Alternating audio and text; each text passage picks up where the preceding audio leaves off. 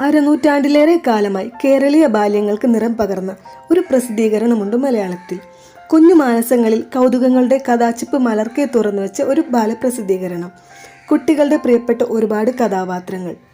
കുട്ടികളുടെ പ്രിയപ്പെട്ട മായാവിയും രാജുവും രാധയും, കുന്തസഞ്ചാരിയായ ലുട്ടാപ്പിയും, ലുട്ടാപ്പിയുടെ കുന്തത്തിൽ ഓസിന് മാത്രം സഞ്ചരിക്കുന്ന കുട്ടൂസനും ഡാഗിനിയും, അങ്ങനെ ഒരുപാട് കഥാപാത്രങ്ങൾ.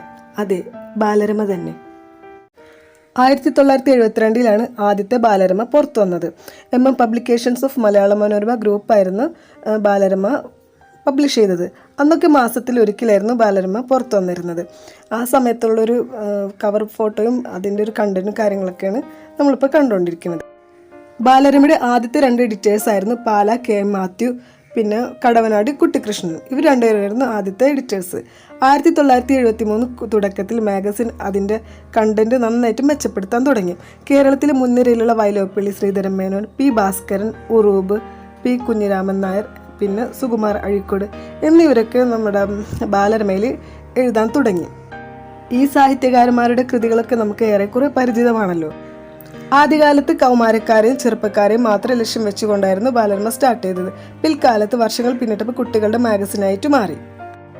1975 ആയപ്പോഴേക്കും വായനക്കാർക്കിടയിൽ പ്രശസ്തി ആർജിച്ചു. ആ ഒരു കാലഘട്ടത്തിൽ പബ്ലിഷ് ചെയ്ത കുറേ കുട്ടികളുടെ മാഗസിനുകൾ പരാജയപ്പെട്ടിട്ടുണ്ട്. പൈ ആൻഡ് പൈ അല്ലെങ്കിൽ പൈക്കോ കമ്പനിയുടെ പൂമ്പാറ്റയായിരുന്നു ആദ്യത്തെ പ്രശസ്തമായ കുട്ടികളുടെ മാസിക. NN മോഹൻ ആയിരുന്നു പൂമ്പാറ്റയുടെ എഡിറ്റർ. 1978-82 കാലഘട്ടത്തിൽ പൂമ്പാറ്റയെ കൺസിഡർ ചെയ്തിരുന്നത് ദ ആർക്കിടെക്ട് ആൻഡ് ഡിസൈനർ എന്നായിരുന്നു.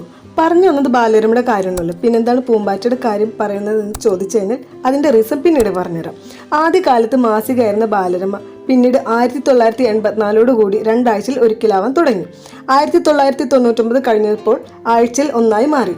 പ്രധാനമായിട്ടും നമുക്ക് ബാലരമയിൽ ഉൾപ്പെട്ടിരുന്നത് ഫെയറി ടെയിൽസ്, കവിതകൾ, ക്ലാസിക് കഥകൾ, പസിൽസ്, ബലറാം തുടങ്ങി ബാലരമയുടെ മാത്രമായിട്ട് കുറേ കണ്ടന്റുകൾ അവർ ക്രിയേറ്റ് ചെയ്തിട്ടുണ്ടായിരുന്നു.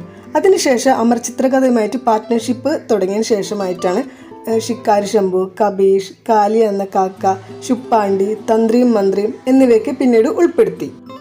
ഇതുപോലുള്ള ഏത് കാലത്തും വിസ്മരിക്കപ്പെടാത്ത ഒരുപാട് കഥാപാത്രങ്ങൾ ബാലരമയുടെ കടന്നുപോയിട്ടുണ്ട്. ഓരോ തലമുറക്കനുസരിച്ച് അതിൽ കുറേ വ്യത്യാസങ്ങൾ അവർ വരുത്തിയിട്ടുണ്ട്. അതിനനുസരിച്ച് ഒരുപാട് കഥാപാത്രങ്ങൾ അവർ ഉൾപ്പെടുത്താൻ ശ്രമിച്ചിട്ടുണ്ട്. ഇപ്പോഴും അതിൻ്റെതായ ഒരു പുതുമ നഷ്ടപ്പെടാതെ പുതിയ പുതിയ കഥാപാത്രങ്ങൾ, പുതിയ സൃഷ്ടികൾ കൂട്ടിച്ചേർത്തുകൊണ്ടിരിക്കുന്നുണ്ട്. ഇതുകൂടാതെ അമേരിക്കൻ കോമിക്സ് ആയിട്ട് സിൻഡിക്കേറ്റ് ചെയ്ത് കുറേ കണ്ടന്റ് കൂട്ടിച്ചേർത്തു.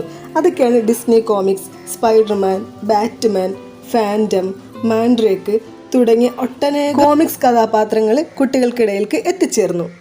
അതിമാനുഷികത്വം നിറഞ്ഞ ഈ കഥാപാത്രം കുട്ടികൾക്കിടയിൽ ഹീറോ ആയി മാറാൻ വേണ്ടിയിട്ട് അധികം കാലതാമസം വേണ്ടി വന്നില്ല. 1983 തുടങ്ങി 2012 വരെ മാഗസിൻ എഡിറ്ററായിട്ട് NM മോഹൻ ജോയിൻ ചെയ്തു. വലിയൊരു മാറ്റത്തിന് അദ്ദേഹം തുടക്കം കുറിച്ചു. അദ്ദേഹമാണ് മായാവി സീരീസ് തുടങ്ങിയത്. കൂടെ വരയുടെ ലോകത്തെ വിസ്മയം തീർക്കാൻ വേണ്ടി മുംബൈ ബേസ്ഡ് ആർട്ടിസ്റ്റ് പ്രദീപ് സാത്തെ അദ്ദേഹത്തിന്റെ കൂടെ ഒപ്പം ചേർന്നിട്ടുണ്ടായിരുന്നു. വരയുടെ ലോകത്ത് ഒരു അത്ഭുതം തന്നെ പ്രദീപ് സാത്തെ സൃഷ്ടിച്ചിട്ടുണ്ട്. ബാലരമയെ പറ്റി സംസാരിക്കുമ്പോൾ പ്രധാന എഡിറ്ററായ NM മോഹനെ പറ്റി ചെറിയ വിവരണം പറയാതെ വയ്യ. 1949 ജനിച്ച് 2012 അദ്ദേഹം മരണപ്പെട്ടു. Indian comics writer, editor, magazine and advertisement designer, visualiser, architectural consultant എന്നീ നിലയിൽ അദ്ദേഹം പ്രവർത്തിച്ചു. പൂമ്പാറ്റയിലും ബാലരമയിലായിട്ട് ഒരുപാട് കോമിക് കഥാപാത്രങ്ങൾക്ക് ജന്മം കൊടുത്തിട്ടുണ്ട് അദ്ദേഹം. ഇന്ത്യൻ ബുക്ക് ഹൗസായിട്ട് കൂടെ ചേർന്ന് മലയാള മനോരമ ഡിസ്ട്രിബ്യൂഷൻ തുടങ്ങി. പിന്നെ അതൊരു ചരിത്രമായി മാറാൻ അധികം സമയം വേണ്ടി വന്നില്ല. കുട്ടികളുടെ മാഗസിൻ എന്ന നിലയിൽ റെക്കോർഡ് തന്നെ സൃഷ്ടിച്ചു. 1ാം നിരയിലുണ്ടായിരുന്ന പൂമ്പാറ്റയുടെ സ്ഥാനത്ത് തന്നെ മുൻപന്തിയിൽ എത്തിച്ചേരാൻ ബാലരമ സാധിച്ചു. അതുകൊണ്ടാണ് പൂമ്പാറ്റയെ പറ്റി ആദ്യം പരാമർശിച്ചത്. ബാലരമയുടെ വിജയം കണ്ട് ഇൻസ്പയർഡ് ആയിട്ട് മറ്റുള്ള പത്രപ്രസിദ്ധീകരണങ്ങൾ മാഗസിനുകൾ പബ്ലിഷ് ചെയ്യാൻ തുടങ്ങി. ബാലഭൂമി, ബാലമംഗളം ഒക്കെ അവയിൽ പലതാണ്. എന്നാൽ വായനയുടെ ലോകത്തെത്തിച്ചേർന്ന കുട്ടികൾക്ക് എല്ലാം ഒരുപോലെ തന്നെയായിരുന്നു. ഓരോ കഥാപാത്രങ്ങളും അവരെ ഉള്ളിലേക്ക് ഇറങ്ങിച്ചെന്നു. മൊബൈൽ ഫോണോ മറ്റുള്ള ആധുനിക സജ്ജീകരണം ഇല്ലാത്ത കാലത്ത് അവരുടെ ലോകം തന്നെയായിരുന്നു ഈ മാഗസിനുകളും അതിലെ ജീവൻ തുടിക്കുന്ന ഒരുപാട് കഥാപാത്രങ്ങളും.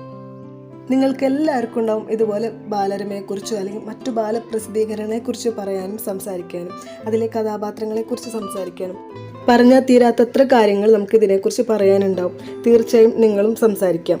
നിങ്ങളെ കുട്ടിക്കാലത്തുണ്ടായ വായന അനുഭവങ്ങളെക്കുറിച്ചും ആ കഥാപാത്രങ്ങളെക്കുറിച്ചൊക്കെ നിങ്ങൾക്കും നമ്മളോട് കമൻസിലൂടെ അറിയിക്കാം.